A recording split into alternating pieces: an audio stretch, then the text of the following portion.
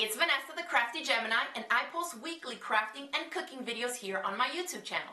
Today I'm back with week number 3 of Invade London.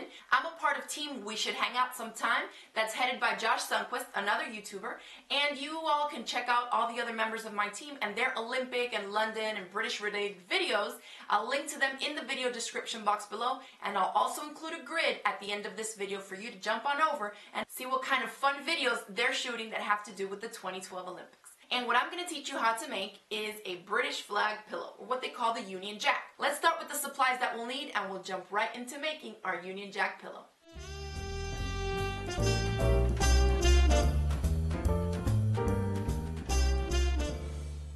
So the navy blue piece here that we're starting with is going to be the front of our pillow, okay? And then we're going to layer on the whites and the reds. The back of it is going to be white, or you can choose to do any color you want. That would work fine as well. So the first thing you need to do is we're going to work on the front panel piece, which is the piece that houses the full flag, right? I have a printout here of the flag just to keep myself reminded. So the first thing we need to do is grab our 8-inch and 9-inch white strips. So this is going to go here, and this one is going to go right here. But in order for us to match these up exactly down the middle, it's helpful to fold your background piece in quarters, okay? And you can just crease it lightly with your nails like that.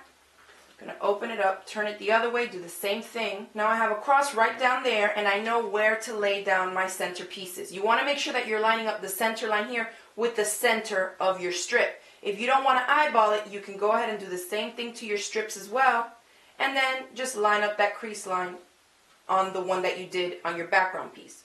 Either way, we're going to line these up in the center there. I'm going to grab some pins, and here I'm going to pin vertically, because I'm going to zigzag stitch this down the sides and I don't want my pins to be in the way.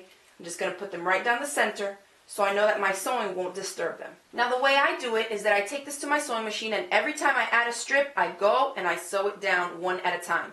So I'm going to take a white thread, okay, because you want it to blend into the background that you're stitching down, which is this white strip here. Zigzag stitch down both of the long sides. You can pick any zigzag stitch that you want, nothing fancy. I mean, it could be anything.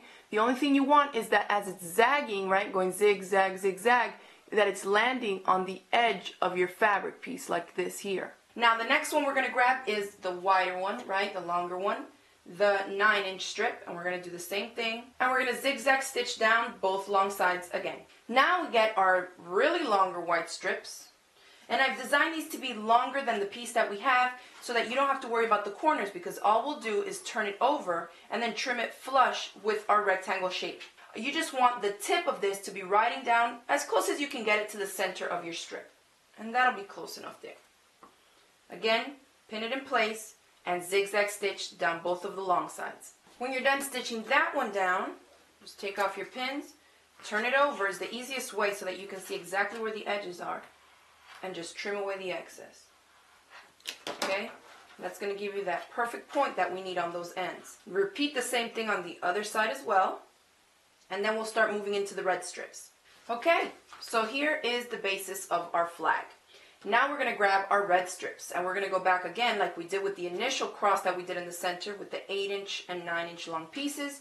You can see how this is going to end up going right there. So to do this, you don't have to fold anything in half, just eyeball it. So make sure that the red strip is going down the center enough so that you have a little bit of the white sticking out on each side. So I'll do this one first. And you can notice that since we're sewing each one of these on individually, it's going to start getting really bulky in the center. So when you're stitching down this side, just take your time and stitch nice and slow.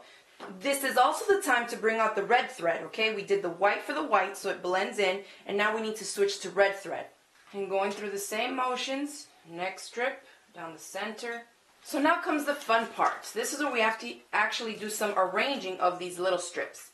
You take your thinner ones. On one end, I'm just going to cut it at an angle. It doesn't have to be exactly anything, but you just want it to have a diagonal tip like this. And then if we look at the flag closely, we see that this one, right, on the white strip, the thinner strip is closer to the bottom, so there's more white space towards the top. And if you look at the one directly in front of it, it's the opposite. So the little strip is closer to the top triangle, and the wider white part is here. So this is what you want to make sure of, that you're arranging these little strips in the correct orientation. I'm doing the top left quadrant. I need my point coming down, flat like this. Okay? And what I'm lining this up with is the edge of this white right here, which is what you see here. This little white strip, it's flush with that edge. And then what I do is I don't cut the strips into smaller pieces yet. I'll lay it on top, and then when I see how much I'm going to need for my piece, I'll cut it flush to the top so that I know that I'm using enough and I don't have any waste. So we're going to pin this in place. And then for the next side, just lay it like that so that the bulk of white is here and the bulk of white is going down towards this side. Again, just trim it flush with the top and pin that one into place. You just have to stitch each of these down and you'll be done with the front panel. With the red thread still in your machine, you need to zigzag stitch these down. So I would recommend you start on one edge, zigzag stitch down, pivot on the corner, come across the short end, pivot again, and then come down across. Alright, so the hard part is done. Remove all your pins, give everything a nice good press. So I'm laying my flag out in the correct orientation, how it would be facing up. And I'm going to take my backing piece, I'm going to layer this on top, pretty sides to pretty sides. And the reason I'm making sure that the flag is the way it's supposed to look is because I want to note where the bottom is going to be. And you can see here, I've made a mark, and this is where I'm going to leave it open so I can turn the whole thing inside out. Wherever you begin and end, you want to back stitch to secure those stitches. Then you'll stitch all the way around, pivoting on the corners, okay? When you come back around, back stitch again, and then we can turn the whole thing in after we clip our corners. So first I want to pin this into place, and then I'll take it to my sewing machine once I'm done pinning. And for the seam allowance, it's really up to you, but since you don't want this to shrink too much, since it is a little pillow already, you want to just use maybe 1/4 of an inch all the way around. So I use red thread so you can see it. I've stitched all the way around and I left this unstitched, okay? Now what we need to do is clip these corners, and what that means is that you want to cut perpendicular to the point to remove that excess bulk there, so when we turn it out we can get nice crisp points. What I also like to do is trim away a little bit off the edges, just to narrow out that corner seam a little bit more. You're going to repeat this to all 4 corners. Make sure that you're not cutting into your stitching line. Now that we've done that, we can reach in here and turn the whole thing inside out. I like to put my thumb into the corner, pinch it with my pointer, the fabric here, and then just turn it all out right there, and then roll it out in case I need to get any excess fabric out as well. Now it's going to look a little wrinkly, but that's nothing an iron can't fix. Just line up the seams where you want them to be, right down the center there, and just give it a nice press. When it comes to this opening here, you're going to want to turn in the edges. And I just creep my iron in there just to set that. And then here on the front panel, because it's a little bit bulkier, you'll have to help it. So just turn it in, and I'll give them a good press right where they're going to be stitched shut. Okay, so there it is. Now we carefully just open it up here, and we're going to begin stuffing it. So I have some polyester filling in here, and what I like to do is start off in the corners. So I'll just put a little bit in there and push it in with my fingers till I reach the corners, just to fill those out first. Okay, and so we're going to fill this to whatever your desired stuffness is. And now what I'm going to do is hand stitch this close. If you don't know how to hand stitch with a basic whip stitch, you can go ahead and click on my tutorial right here for some hand sewing basics. And once you're done with that, your pillow is done. And there's your Union Jack pillow. I hope you enjoyed this tutorial. If you did, hit it with a thumbs up. Consider making it for yourself or for a friend.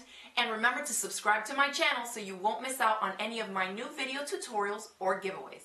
Thanks for watching, and I'll see you guys next time.